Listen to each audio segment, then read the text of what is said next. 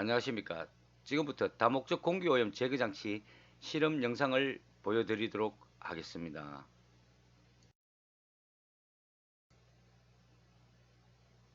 20년 전에 화학공장 꿀뚝맨을 해결해주면 5천만원을 준다고 하기에 만들었었습니다.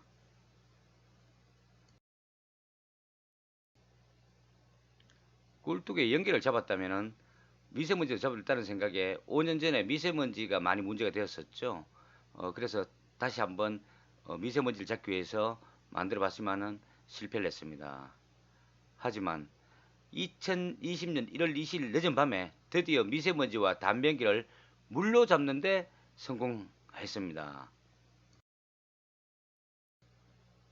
그러나 최근에 아무도 미세먼지와 담배연기 제거에는 관심이 없습니다. 지금 전 세계가 코비드19에 모든 것이 멈춰져 버렸습니다. 그래서 이 장치로 코로나 바이러스를 잡기로 해봤습니다. 하지만 저는 코로나 바이러스에 대한 지식이 너무나 부족합니다.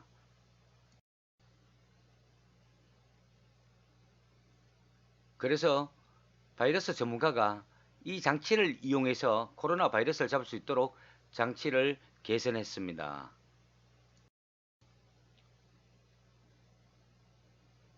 이 장치가 코로나 바이러스로부터 우리를 지키는데 조금이라도 보탬이 되었으면 합니다.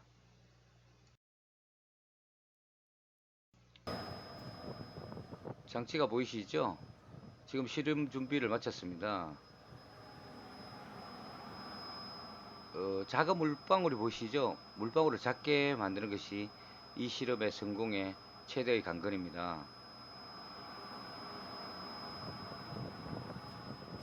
아무 약품도 첨가하지 않은 일반 수돗물을 사용합니다.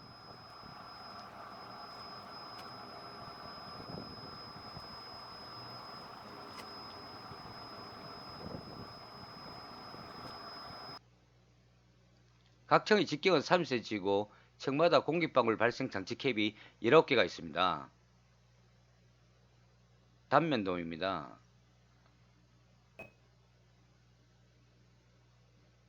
각 층에는 5리터의 물이 필요합니다.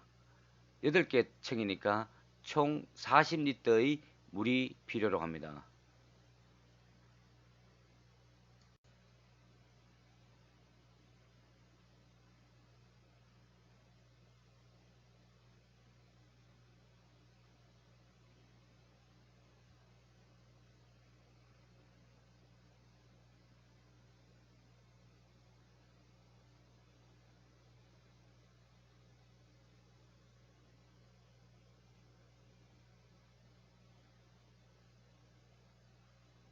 옥상입니다. 실험을 하고 있는 옥상에서 서울타워가 보입니다. 서울타워 이렇게 가까이 보면서 실험을 할 수 있다는 게 참 재미있습니다.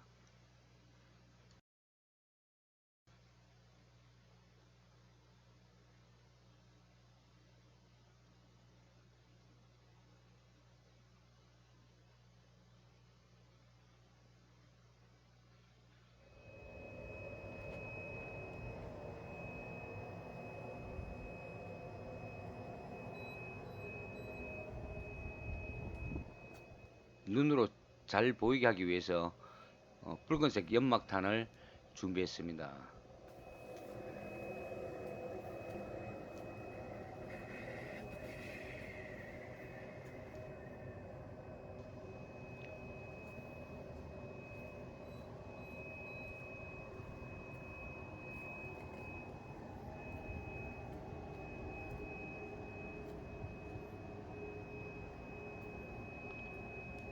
벌써 장치가 붉게 변하는 걸 보실 수 있습니다.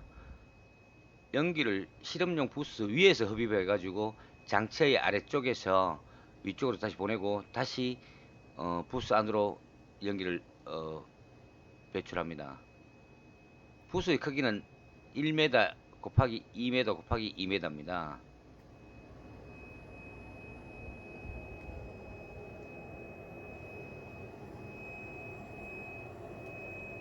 동화를 자세히 보시면은 벌써 이렇게 물이 붉게 변한 것을 보실 수 있습니다. 실험 시작 5분이 경과되었습니다. 벌써 많이 투명해졌죠?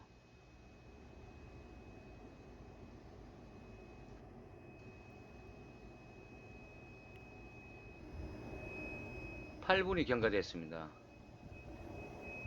겨울에는 날씨가 추워서 한 12분 정도 걸렸던 것 같습니다. 요즘 상태까지 오는데.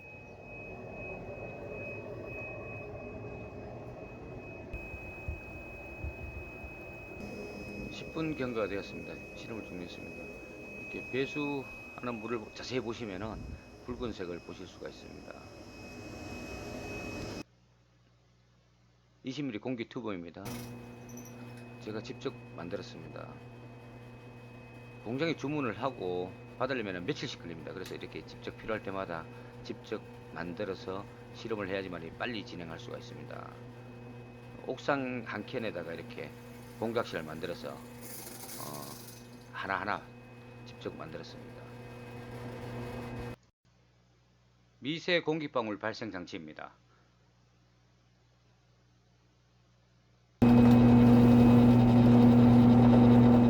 2mm 구멍 60개를 지금 뚫고 있습니다. 한 개 캡에 60개의 구멍을 뚫어야 됩니다. 미세 공기방울 발생기 조립 상태입니다.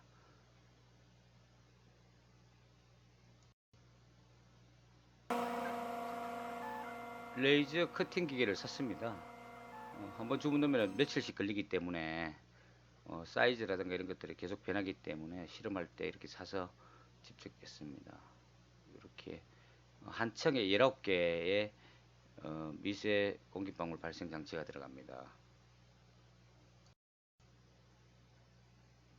오염된 공기가 밑에서 위층으로 올라와서 요 구멍 T를 빠져나오면서 2mm의 작은 공기방울이 만들어집니다.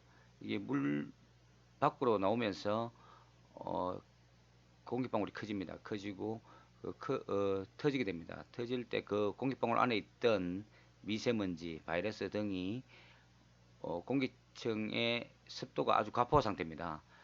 거기서 다른 물 분자와 만나서 흡착이 되어서 물 위로 떨어지는 원리로 이렇게 미세먼지나 바이러스를 잡을 수 있는 겁니다. 그리고 다시 다음 층으로 위로 올라갑니다. 그래서 이 과정을 반복하게 됩니다. 8개 층이 있으니까 8번을 반복을 합니다. 이렇게 위로 올라가는 과정들을 이렇게 H를 통해서 올라갑니다. 각 층마다 수위 센서가 있어서 물의 높이를 일정하게 유지시켜 줄 수 있습니다. 그리고 탁도 센서가 오염 물질이 많이 있을 경우에는 배출을 하고 또 급수를 할 수 있도록 합니다. 그리고 각 층마다 히터가 설치되어 있어서 물의 온도를 높일 수 있습니다. 80도, 90도까지 높일 수 있습니다.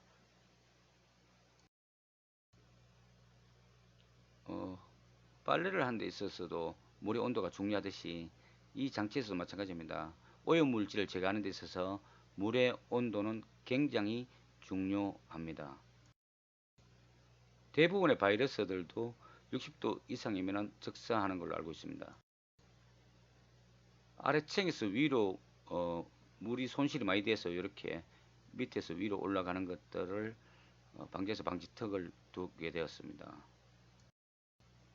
각 층에 청각통을 두어서 층마다 다르게 소금이라든가 자임산소다 이런 것들을 투입할 수 있도록 장치를 설계했습니다.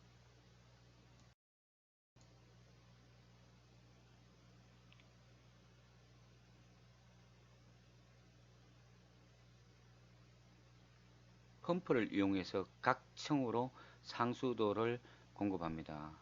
그리고 각 층에는 청각통이 있어서 소금이라든가 차염산소다, 계면활성제 등을 필요에 따라서 투입할 수 있도록 설계가 되어 있습니다. 그리고 실내나 흡연 부스 등에 있는 오염된 공기를 흡입팬을 이용해서 댐퍼를 거쳐서 장치 상단까지 총 8개 층으로 보내서 오염 물질을 제거하게 됩니다. 흡입팬을 이용해서 부스의 하단, 상단 어느 쪽에서든 흡입을 할 수 있습니다. 장치 내의 물의 온도가 높을 경우에 가습이 될 수가 있습니다. 실내에 흡연 부스나 실내에 가습이 될 수가 있기 때문에 이렇게 습기 제거 장치를 만들었습니다. 오염이 제거된 공기를 실내에 다시 투입하거나 아니면 외부로 배출할 수 있습니다. 흡연 부스 같은 경우에는 외부로 배출하는 것이 좋을 것 같습니다.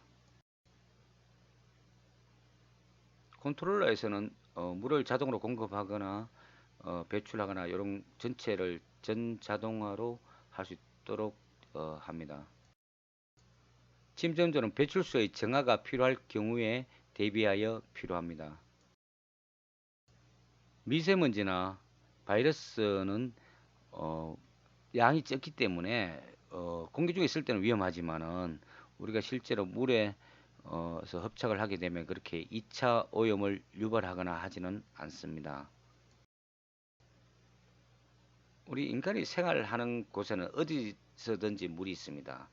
그 물로 오염된 공기를 정할 수 있다는 것은 굉장히 중요한 일입니다.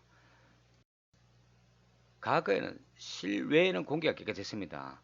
실내 공기가 문제였죠. 하지만 지금은 실내 공기가 실내 공기보다 더 나쁜 경우가 종종 일어나고 있습니다. 기존의 필터 방식의 공기청정기를 말씀드리고 싶습니다. 공항이나 건물 내에 있던 실내 흡연 부스에 공기청정기들을 10개씩 뭐 설치하고 했었습니다. 그런데 지금은 다녀보면은 공항 내의 흡연 부스도 사라졌지만은 그런 것들이 다 어디 갔습니까? 필터 방식은 실패했다고 봐야 됩니다. 감사합니다. 지금까지 저희 실험을 봐주셔서 다시 한번 감사드립니다.